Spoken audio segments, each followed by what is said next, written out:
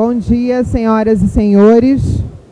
Vamos dar início ao nosso evento.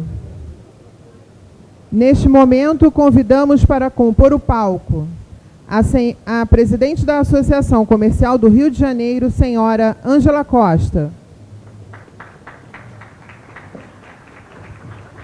O grande benemérito e presidente do Conselho Superior da Associação Comercial do Rio de Janeiro, senhor Humberto Eustáquio César Mota.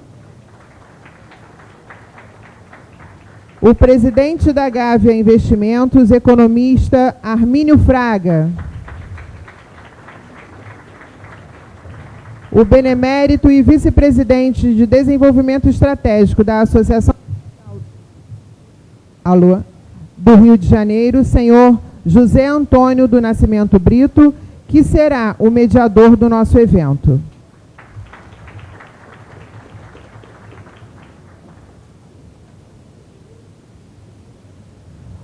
O sucesso da nossa luta depende de uma associação forte. Por isso, a importância de empresários engajados em nossas causas. Associe-se e venha fazer parte da ACRJ. Queremos fazer um agradecimento ao Banco Bradesco e à Bradesco Seguros e ao Banco Nacional de Desenvolvimento Econômico e Social, BNDES.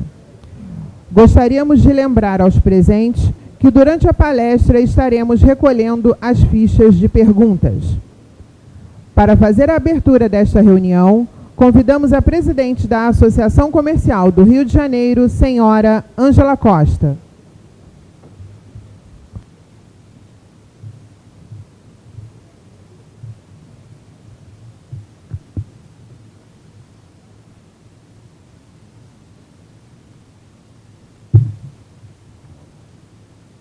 Boa tarde. Antes de iniciar esse nosso evento, que estamos iniciando o ano de 2019, eu gostaria de pedir, e sim, com sentimento, que há 18 dias nós estamos passando uma fase difícil no nosso país, com grandes perdas, com grandes acontecimentos de tristeza. Então, eu vou solicitar a todos, em homenagem a tudo que ocorreu, as vítimas de Brumadinho, dos meninos do Flamengo, do Niemeyer, do acidente da Niemeyer e do nosso querido Boechat, 1 minuto de silêncio, por favor.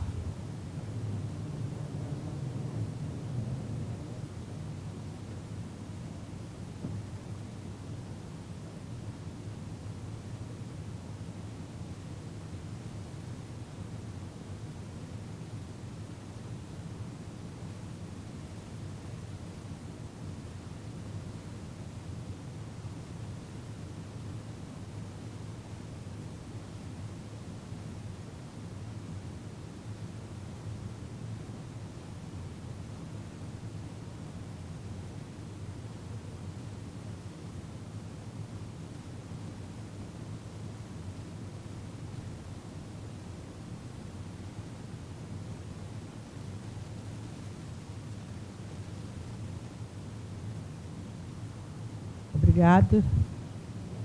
E quero iniciar a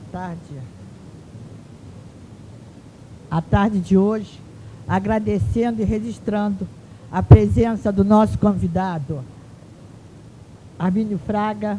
Obrigada pela presença. Quero registrar a presença do nosso presidente do Conselho Superior, Humberto Mota.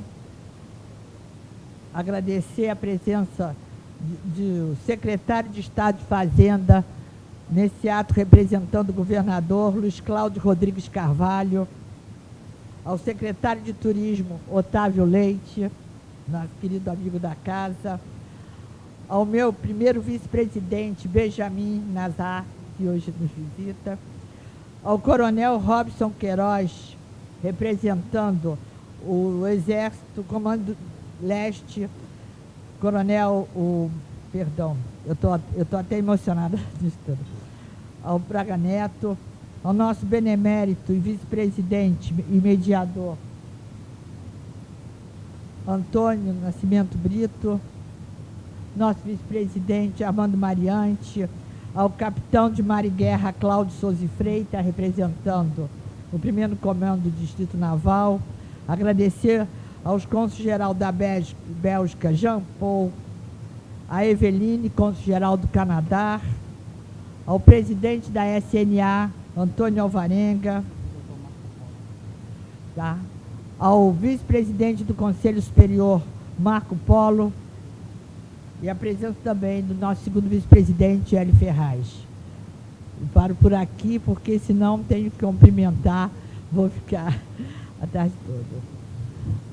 Armínio dispensa apresentações, porque Armínio, acima de tudo, é uma reserva intelectual do nosso país, de altíssimo gabarito, como todos sabem.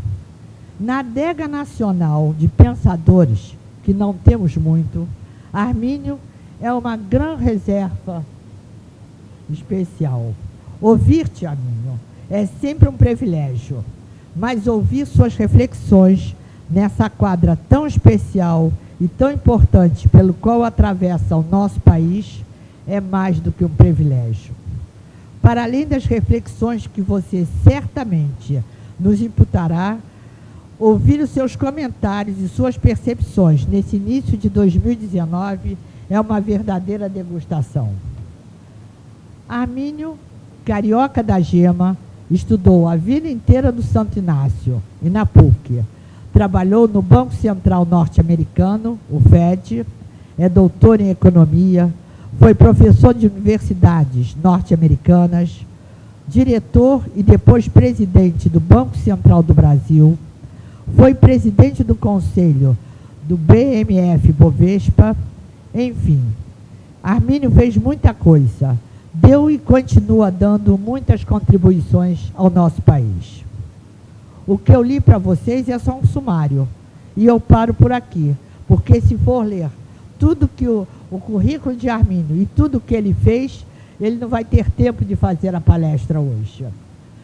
Só não quero deixar de destacar, e espero que você, Armínio, fale um pouquinho sobre isso, sobre o estudo da reforma da Previdência, que sei que você andou desenhando recentemente para esse novo governo. Não podia deixar de registrar também que você é um torcedor de coração do Fluminense. Não é o meu time, tá? Mas temos muito aqui. Armínio, quero registrar o grande prazer e a honra de termos conosco, tá? E sabemos da sua agenda apertada. Então, em nome de toda a diretoria da CRJ e de todos os associados, queremos agradecer. E sabemos que você hoje vai nos brindar com suas percepções, suas reflexões e provocações intelectuais. Não quero me estender mais e agradeço e passo a palavra a você, Armínio. Obrigada.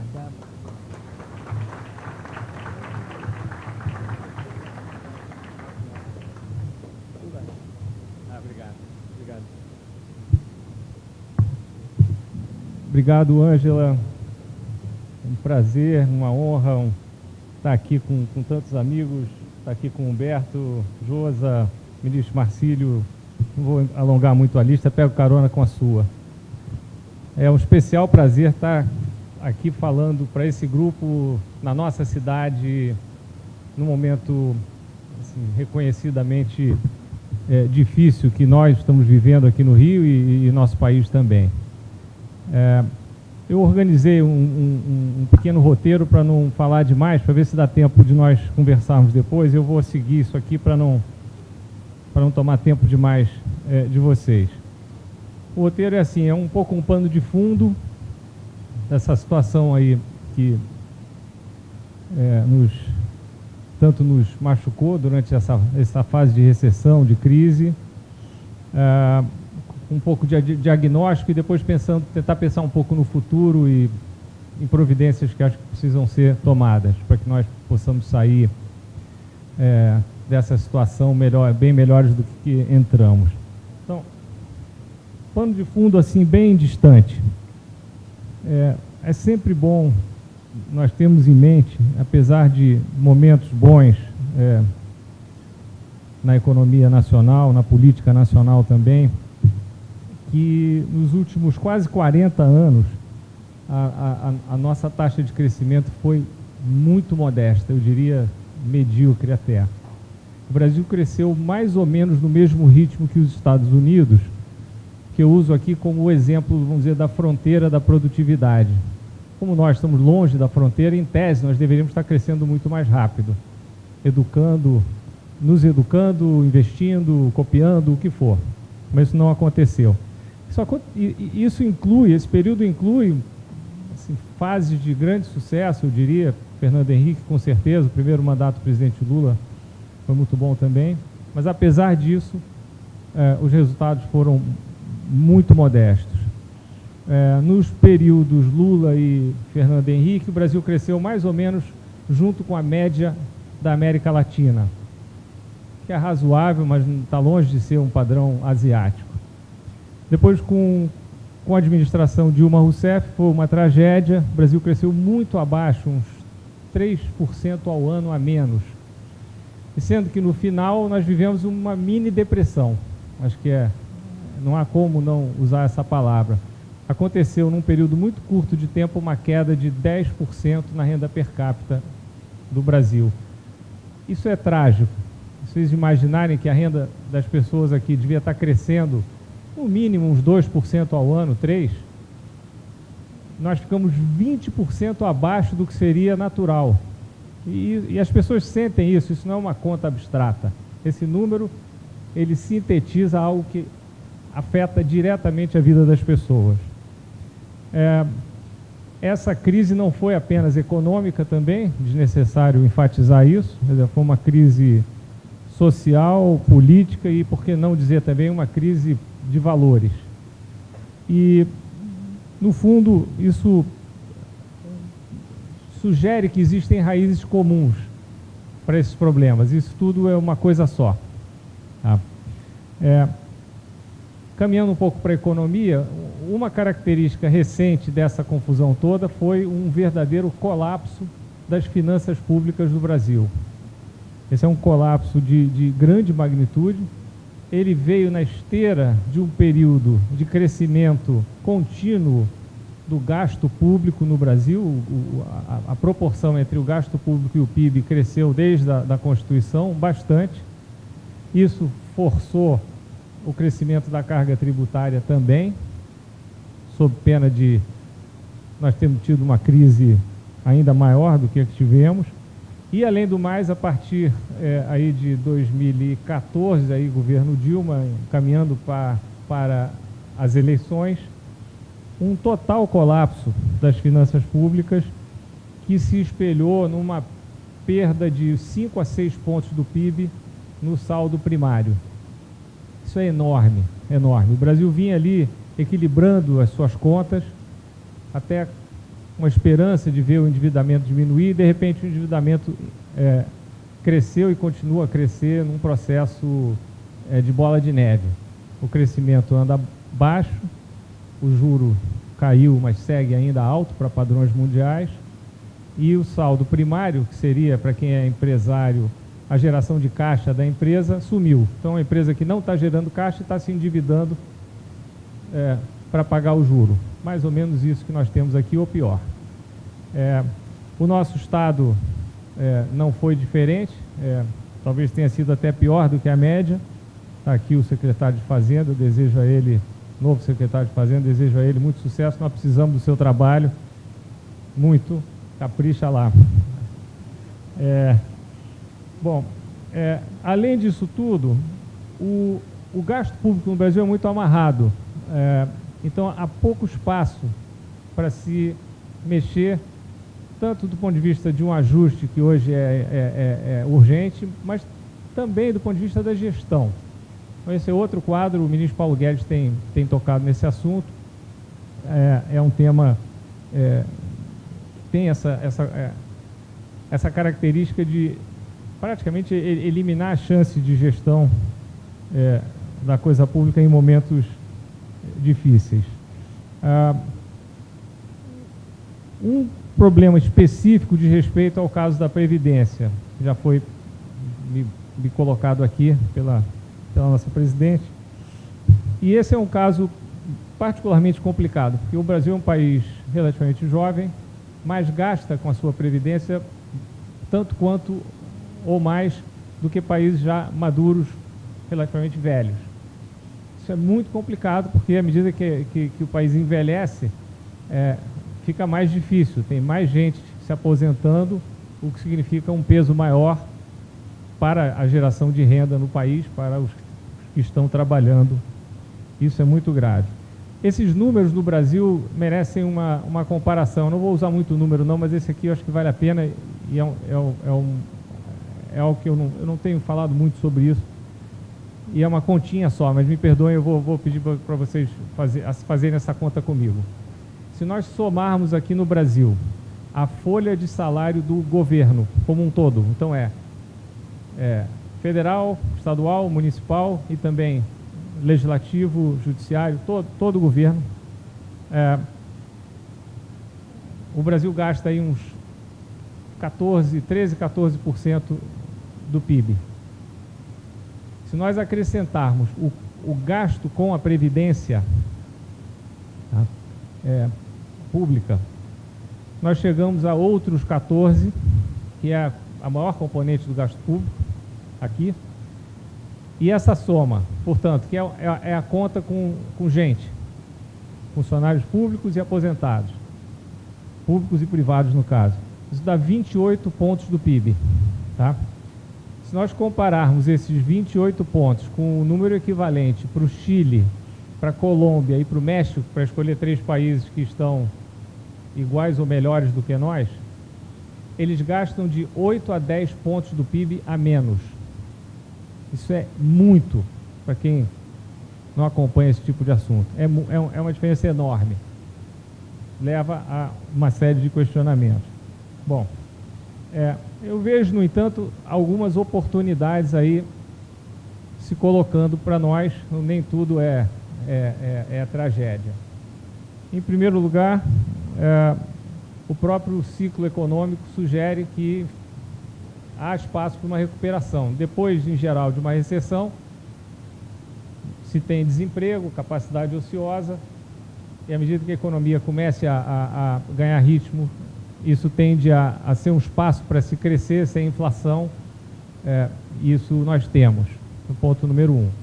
Número 2, e aí a origem é um pouco negativa, mas nós andamos fazendo muita bobagem em termos de arquitetura da política econômica. Essa famosa aí nova matriz econômica foi um desastre completo, mas hoje eu diria que nós temos uma oportunidade também para reformas de natureza estrutural, e eu volto a isso um pouquinho mais adiante. Isso sugere também que com o tempo o lado da oferta vai poder se mostrar, vai ter mais investimento, e isso também ajuda e muito. Problemas nós também temos. Eu citei um breve diagnóstico aqui da nossa crise, e se nós tivermos um pouco de otimismo ainda sobrevivente aí dessa fase toda, nós vamos entender um pouco por que existe um espaço para se trabalhar, mas acho que nós também não podemos perder de vista, aí voltando aos problemas, que hoje o nosso estado está virtualmente quebrado. E vários dos nossos estados, o nosso está aí em recuperação também. Esse é um grande obstáculo. E eu vejo também hoje um sistema político que tem sido, ao longo dos anos, pouco capaz de entregar as respostas de longo prazo que o Brasil precisa. Eu digo isso no momento em que nós estamos vendo um mundo político muito polarizado, isso não é só no Brasil, diga-se de passagem, onde de alguma maneira há um desejo da parte do presidente eleito de refundar esse sistema e criar alguma coisa. Mas isso é um desafio também. Eu acho que nós não podemos nos iludir. Quer dizer, o Brasil tem uma agenda de reformas pela frente, mas essa agenda, não basta ela ser desenhada, ela precisa ser executada. Num parlamento com tantos partidos, tão pulverizado, com tantos interesses difusos, disputando espaço, a coisa fica complicada. E para terminar ainda nas dificuldades, quer dizer, primeiro, a falência do Estado, segundo, as dificuldades de um sistema político como o nosso, e terceiro, e conectado aos dois, há ainda no Brasil um tremendo descrédito e uma tremenda desconfiança com a política. Existe uma sensação generalizada de desalento ainda, uma esperança agora com o governo novo, é sempre assim, mas há isso. E o Brasil segue um país extremamente desigual, e essa também não é só uma fonte de compaixão e de necessidade de reforma, mas é também um fator de instabilidade que nós não podemos ignorar. Eu acredito que as respostas a esses desafios todos vão ter que vir em 4 grandes frentes. Uma primeira seria mais institucional. Eu acho que é fundamental que o Brasil consolide a sua situação de respeito ao Estado de Direito, do império da lei, que seja de fato uma democracia plena. Nós estamos vendo hoje uma tendência complicada no mundo, nesse território, nesse terreno, de democracias que perdem esse contato com o equilíbrio, com os equilíbrios entre os poderes e entre os partidos, etc. E, por último, que haja também uma certa paz, e um país hiperpolarizado como se mostra o nosso, onde o centro político meio que desapareceu, inspira cuidados também. Bom, ponto número 1. Meio fora da minha zona de conforto, mas tudo bem. 2, macroeconomia. No caso, o que nós precisamos aqui é de um tremendo ajuste fiscal que seja permanente, ou seja, seja baseado em medidas que gerem resultados recorrentes. Esse ajuste pode ser reforçado por outras iniciativas. Eu sou totalmente a favor da privatização, vou voltar a isso mais adiante, mas nós não podemos deixar de consertar, vamos dizer, esse estado geral das coisas aqui, que é extremamente perigoso. A reforma da Previdência é o maior item, a Previdência é o maior item do gasto público. É fundamental que a reforma da Previdência, que vai sair, eu tenho expectativa que alguma coisa ocorra, mas é fundamental não só que se faça uma reforma, é preciso que seja a reforma, porque o buraco é muito grande. E como nós estamos falando de quase metade do gasto, se nós não resolvermos essa questão incorporando essa área, vai sobrar para o resto. E como hoje no Brasil existe uma clara e sinalizada preferência das pessoas, dos partidos, por não aumentar imposto também, que eu entendo e apoio, alguma coisa vai ter que ser feita do lado do gasto. E o nosso orçamento, como vocês sabem, ele é muito engessado. Então, esse é o grande teste. A reforma precisa ser justa, ou seja, do ponto de vista distributivo, ela não pode agravar o que já é um quadro complicado de desigualdade, e ela precisa ser impactante, mesmo. Tá? Esse é o ponto. Eu acho que o ideal seria uma reforma que gerasse 2,5% do PIB ao ano, que é bastante. A reforma que foi apresentada pelo governo agora, sinalizada, está falando em 1 tri de reais. O PIB é 7 tri. Então dá uns 15% do PIB em 10 anos, 1,5% por ano. O risco é cair do 1,5%, em geral é o que acontece no Congresso. O que nós precisamos é o oposto, de que ocorra mais. Eu não tenho muita esperança, mas vocês estão tendo a paciência de me ouvir aqui, eu quero registrar, porque eu acho que isso é absolutamente necessário e seria o início de um fantástico período, eu diria, de tranquilidade econômica para o Brasil poder crescer e arrumar a casa e se desenvolver. Muito complicado esse assunto, eu espero que ainda haja tempo para fazer uma revisão para cima. Vamos ver. Bom, a pesquisa que saiu ontem, apareceu na imprensa, foi encomendada pela BTG, sugere que não vai ser fácil, porque todo mundo é a favor da reforma, mas não pode igualar homens e mulheres, não pode acelerar a transição, não pode isso, não pode isso, não pode isso, não pode isso. Isso é um retrato do Brasil.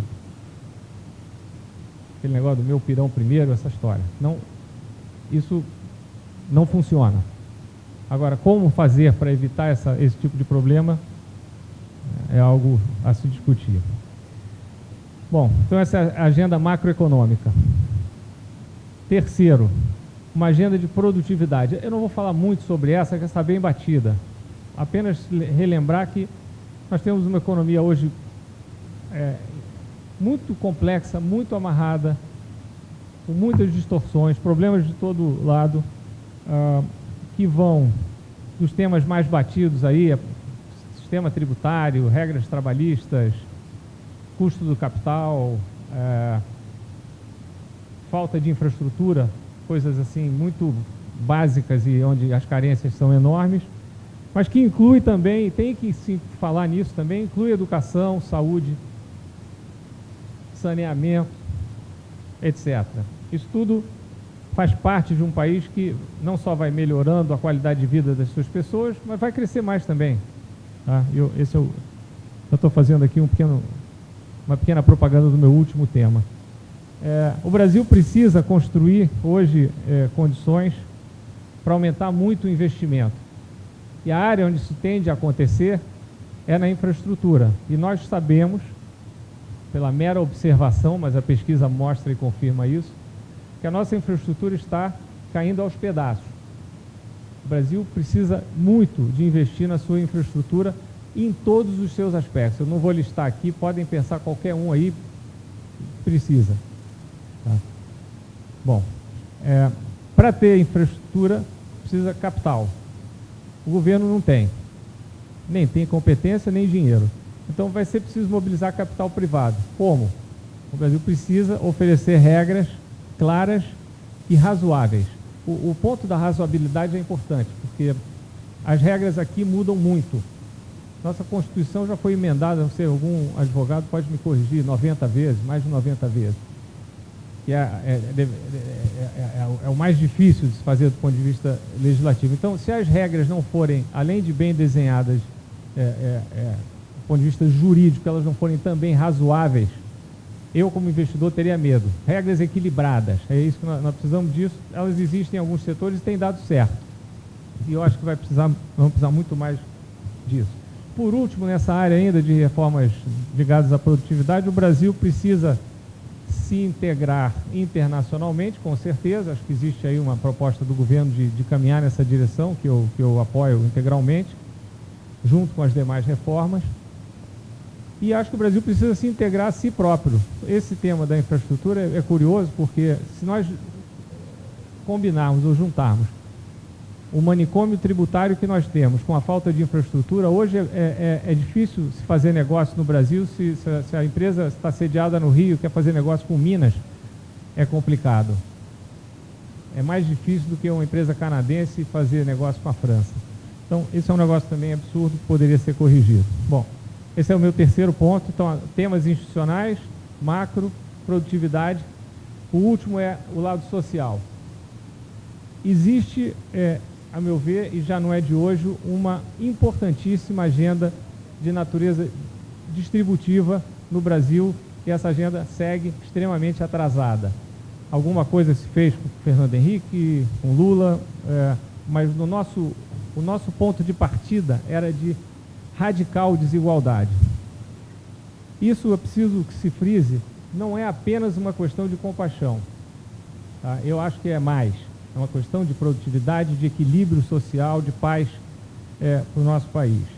Não é verdade, quando se pensa com um mínimo de profundidade, não é verdade que o crescimento tem que vir antes da correção dessas mazelas, dessa desigualdade que nós temos. Não é verdade. Hoje acho que a literatura acadêmica mostra isso com muita clareza.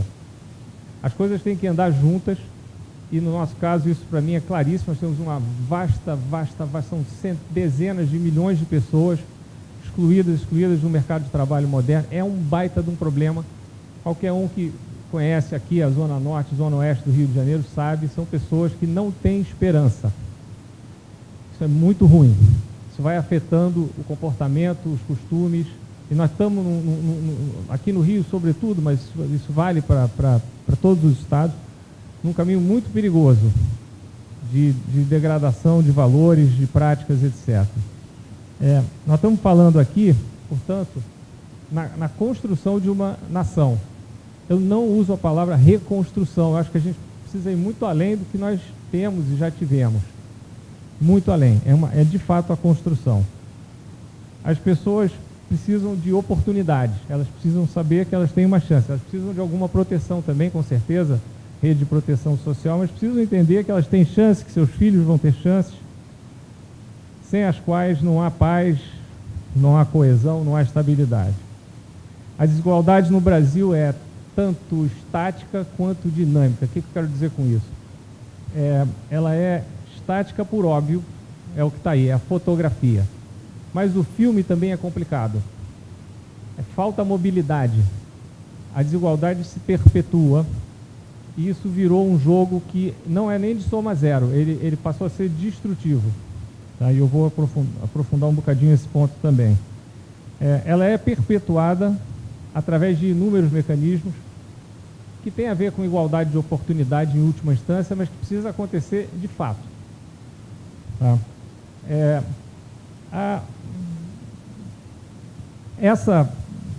Esse jeitão do Brasil, no fundo, tem a ver com a falta de um Estado com E maiúsculo.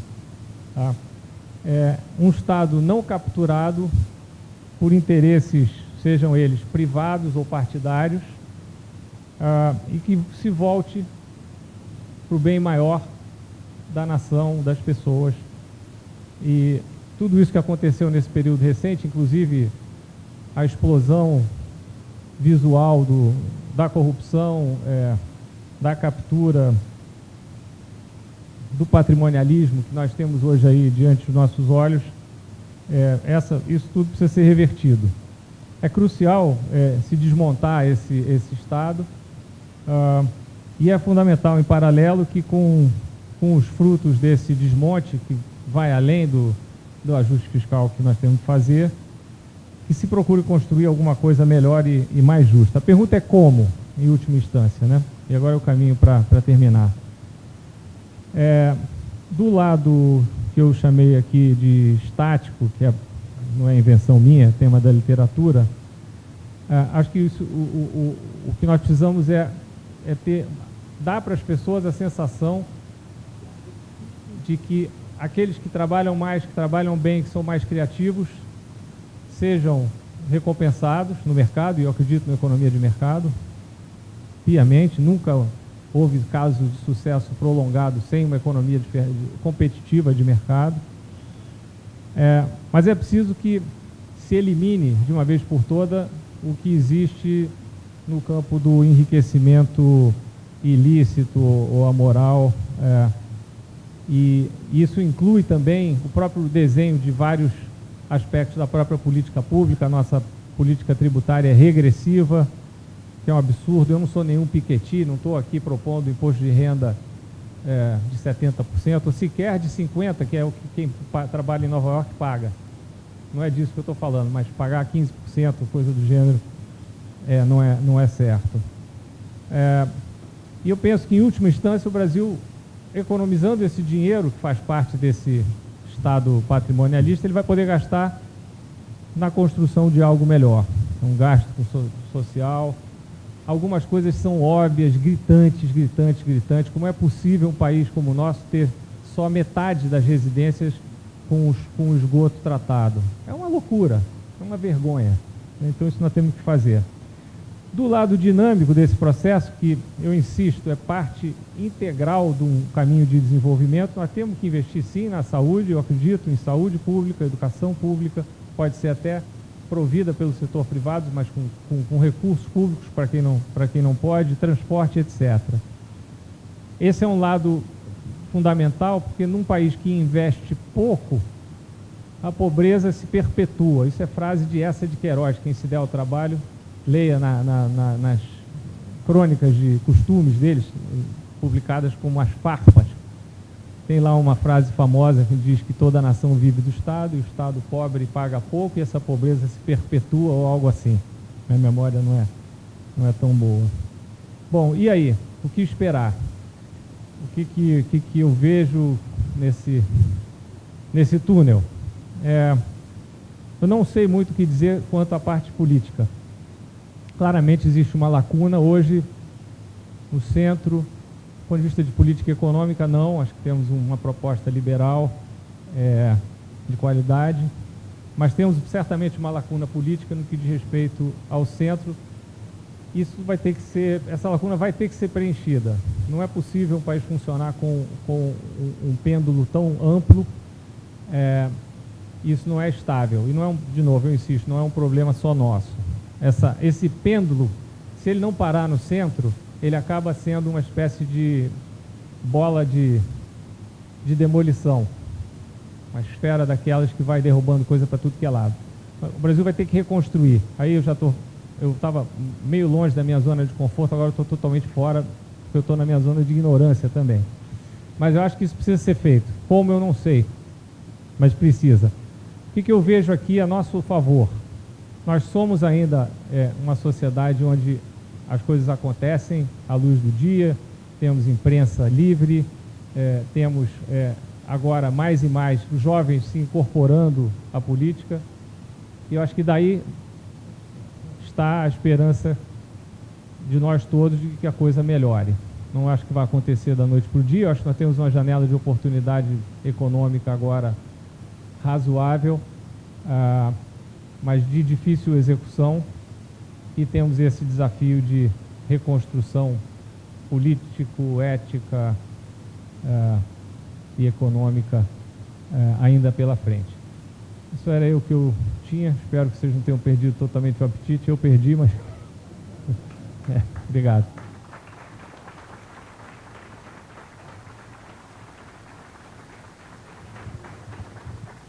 Armênio, queria te agradecer mais uma vez, e eu tenho aqui algumas perguntas que chegaram, outras aí que eu acho que você levantou. Eu tinha uma pergunta aqui objetiva, um assunto que você tem falado, acho que você até dos economistas é o único que falou, mas se você podia revisitar, porque eu acho que é um drama na cabeça de todo mundo, como a economia brasileira em 3, 4 anos pôde colapsar 6 pontos debaixo de uma presidente. O que aconteceu?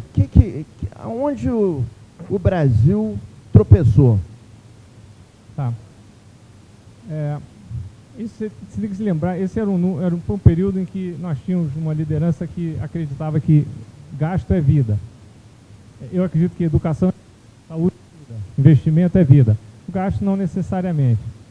Houve, dos 6 pontos do nosso... Está dando para ouvir? Tá.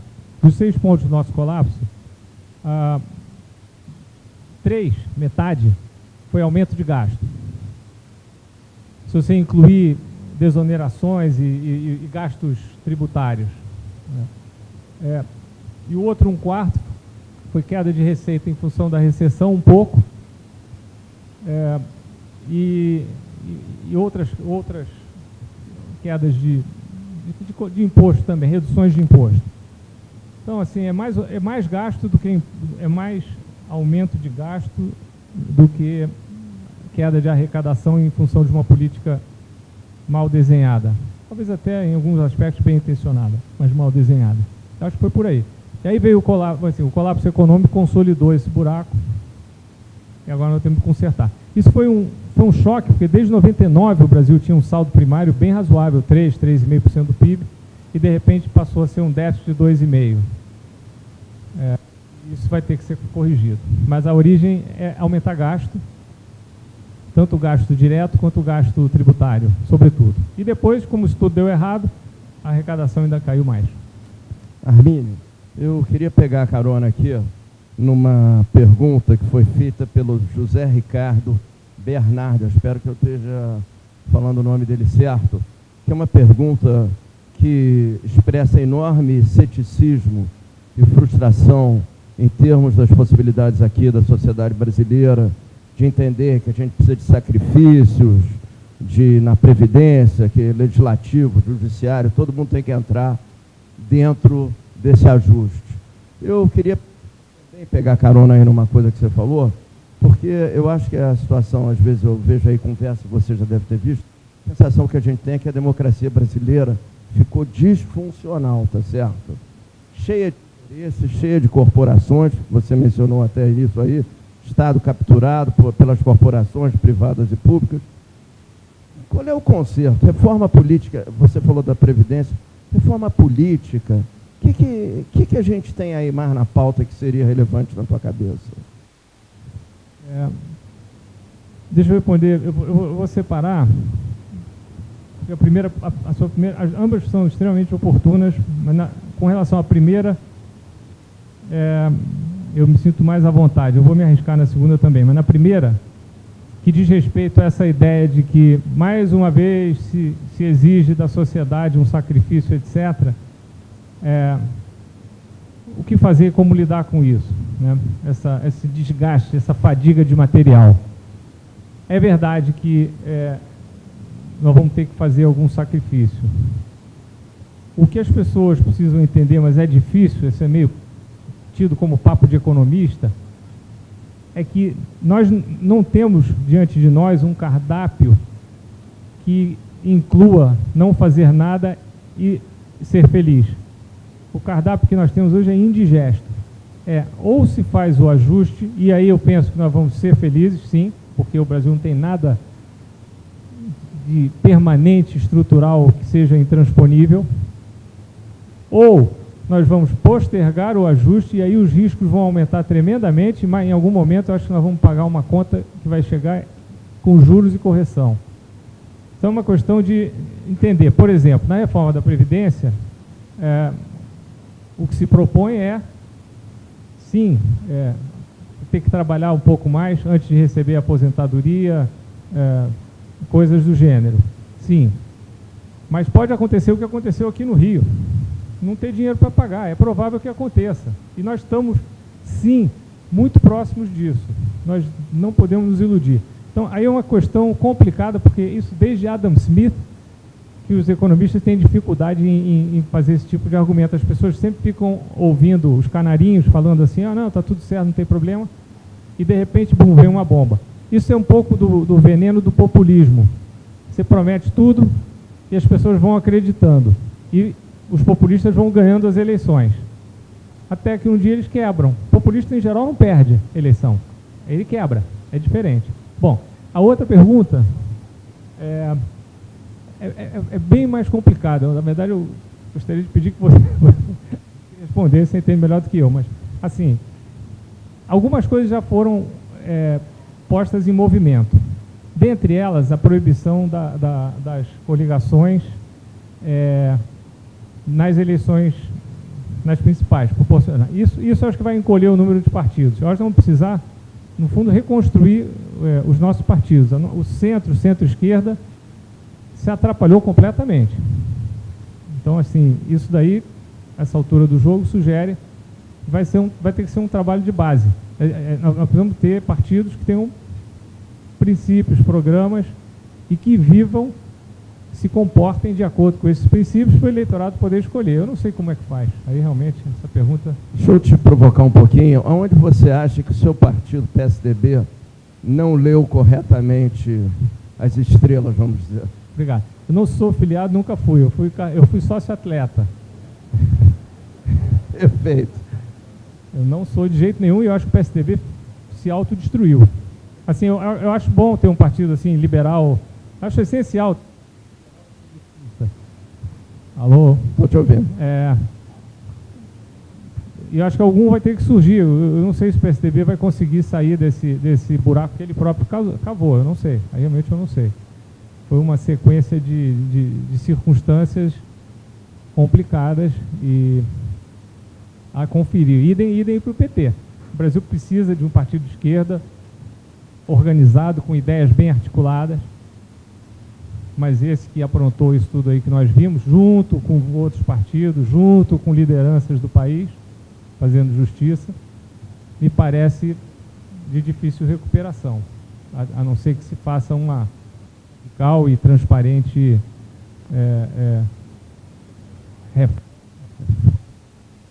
com... Armínio, eu tenho mais umas perguntas aqui sobre Previdência. 1, Paulo Pizão, ele pergunta se é justo as aposentadorias rurais não contribuírem. Ele é a favor de que todos contribuam. E também ele está aqui discutindo o problema de servidores que não pagam a Previdência e obrigação de todos pagarem a Previdência. Eu acho que a pergunta aqui no fundo, Previdência é um assunto que todo mundo tem que contribuir, não? E eu tenho uma segunda pergunta aqui do Paulo Gurgel Valente, também sobre o mesmo tema. Ele está perguntando se todo mundo está falando em corte de 1 trilhão na Previdência, se trata somente de um remanejamento orçamentário ou se, na verdade, é a Vera e se os benefícios não precisam ser melhor explicados. Tá. É a Vera, com certeza. Isso aí é caixa. É a Vera. De alguma forma isso vai ter que aparecer. As propostas que estão por aí, elas fazem isso ao longo do tempo, mas é a Vera. A proposta, por exemplo, da qual eu participei, mobilizei um grupo assim, de primeiríssima, foi feita por 7 funcionários públicos, um já aposentado, do IPEA, do BNDES, do Senado, da Câmara. Todos, não tinha nenhum. O único era eu, mas eu tive um papel mais de mobilização, um pouco de coordenação. Eles próprios desenharam uma reforma onde a aposentadoria deles vai cair em valor e vai acontecer um pouco mais tarde. É a proposta a nossa. E outras são semelhantes. Eu não vejo como uma proposta bem-sucedida possa acontecer sem, no final, quando ela tiver sido superado as fases de transição, só exista um sistema no Brasil. Isso eu acho que é fundamental. Essa é a ideia, é unificar sistema público, sistema privado, com contribuições absolutamente iguais. Então, acho que o desenho de reforma, que a meu ver vai vingar, e alguma coisa eu creio que vai acontecer, vai ter essa cara, vai ficar igual para todo mundo. Eu acredito num modelo em que exista um benefício básico, e aí pode ser rural ou não rural, também igual para todo mundo. Existem várias nuances. Paga, não paga, o Brasil ainda padece de muita informalidade também. Então tem um caldo aí geral que precisa ser abordado, e eu acho que o único caminho bom é um caminho de unificação geral. Fica igual para todo mundo contribui. Tem um pedaço que pode ser conta individual, que eu gosto. Hoje já existe, né? A Previdência Complementar já é assim. Então, além de tudo que está na reforma, nas propostas, nós já temos aqui um sistema onde, na medida em que haja crescimento da renda, mais e mais pessoas vão fazer a sua poupança pessoal de alguma forma desenhada. Mas, enfim, isso é o que eu acho. Tem que ser igual para todo mundo. Não vai acontecer da noite para o dia. Acho que a briga vai ser lá no Congresso com prazos e coisa do gênero. Armínio, eu tenho uma pergunta aqui do Domingos Vargas, que é nosso vice-presidente aqui da Associação Comercial, pessoa extremamente ativa aqui no nosso ambiente, e ele queria trazer discussão um pouco aqui para o Estado do Rio e para a cidade. E ele pergunta, aproveitando inclusive a presença aqui do nosso secretário de Fazenda no município, quais são, na sua opinião, as 3 prioridades, principalmente o Estado do Rio deveria ter nesse momento? Chato, né? Eu vou responder, eu estou respondendo tudo, mas eu faço a ressalva que eu nunca dediquei tempo a estudar isso com a profundidade necessária. Então, falo aqui como um cidadão que lê jornal, conversa com as pessoas e tal, mas não mais do que isso. Não, eu acho que o Estado precisa reequacionar as suas finanças. Há uma demanda geral por alguma coisa na área da segurança. Seriam essas 2. E eu acho que falta uma visão de futuro para nós. Eu acho que falta isso. Assim, algo que seja bonito lá na frente. Uma coisa assim mais verde, mais serviços, mais cultural. Está faltando isso, é difícil. Eu estou parecendo a história do disse o seguinte, às vezes eu falo isso no início de uma conversa como essa. Existem 3 tipos de economistas. Os que sabem fazer conta e os que não sabem.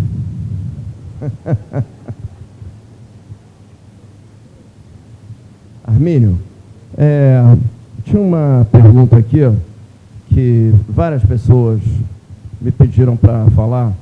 Eu queria que você desse um pouco a tua visão sobre política externa. A política externa até andou um pouco morna por um tempo aqui, e ela ressuscitou agora nessa transição com o presidente Bolsonaro, vários temas, vários assuntos. Eu queria apenas o seguinte, onde você acha que deveria ser o vetor do Brasil do ponto de vista de política externa? Tá. Assim, eu acredito que fazer parte do mundo é bom. O Brasil tem que ter uma postura independente, soberana, tal, sem dúvida alguma. Nós temos que cuidar do nosso interesse, isso é óbvio. Sempre foi assim no Itamaraty. Mas a direção tem que ser fazer parte do mundo. O Brasil se isolou demais e não deu em nada. Nada. Então, isso é o que eu acho que devia ser. Existem aspectos hoje que foram de um período difícil aí na época do PT, transformados em política partidária. Eu acho que não deveria ser isso nunca, ou ideológica. O Brasil não tem por que ter uma carga ideológica na política externa, nem para um lado nem para o outro. Eu acho que o Brasil devia aceitar e, no fundo, curtir a sua condição de democracia e economia de mercado e se integrar. Nós ficamos décadas esperando um grande movimento, por exemplo, na Organização Mundial do Comércio, que nunca veio. Estamos aqui parados, o mundo inteiro se integrando de tudo que é jeito, e nós aqui nada. Então, acho que isso precisa acontecer. Não sugiro nenhum Big Bang, não, da noite para o dia, mas precisa acontecer com clareza. E acho que isso é o que eu acho. Acho que uma política assim, terceiro-mundista, o foco maior no chamado terceiro mundo, não deu em nada para nós. Os nossos colegas aí, BRICS, eles não estão nem aí para nós. Assim, uma ilusão. Eu acho que a gente tem que cuidar da nossa vida, dos nossos mercados, das nossas parcerias, das nossas identidades culturais, políticas, com todas as dificuldades, e tocar. Perfeito. Armínio, aqui, como você sabe, é a única entidade empresarial que é comandada por uma mulher, e as coisas aqui andam no horário. Ela já me sinalizou que o nosso horário está terminando, mas eu tenho uma pergunta provocadora de uma pessoa que você conhece, que é o Mariante, que pergunta o seguinte para você, tá? Se essa grande concentração de poder da economia na mão do ministro Paulo Guedes, como é que você vê isso? Se é bom, se é ruim? Você já esteve lá dentro, você entende esse troço. Qual é a tua avaliação do assunto? Ou não quer falar? Está em boas mãos, e ele tem uma agenda, eu simpatizo com a agenda. Eu, por exemplo, não falei aqui, mas assim, eu posso resumir muito o que eu falei hoje aqui da seguinte maneira: eu acredito em reestatizar o Estado, mas eu acredito que o Estado não deve ter empresa alguma. Não é papel do Estado ter empresa. Eu vejo o Paulo com uma cabeça, certamente do lado com uma cabeça parecida. Eu gosto. É uma sobrecarga gigante em cima dele. Então, ele, na verdade, ele tem vice-ministros que cada um ali pilota um ministério. Então, isso tende a funcionar, porque se você pensar também, um presidente com 40 ministros, qualquer um que trabalha em qualquer tipo de instituição sabe, ninguém consegue ser chefe de 40 pessoas. Não existe.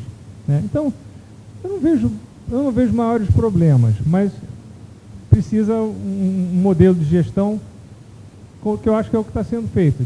As áreas vão funcionar, e isso facilita em alguns aspectos de coordenação, em outros aspectos você perde instâncias de debate, mas isso pode ser internalizado. Eu acho bom, não tenho nada contra, não. Acho perfeito. Bom. Olha só, perguntas que não foram respondidas vão ser entregues ao Armínio. Vou passar aqui o microfone para a presidente, para ela encerrar aqui do seu lado. Obrigado.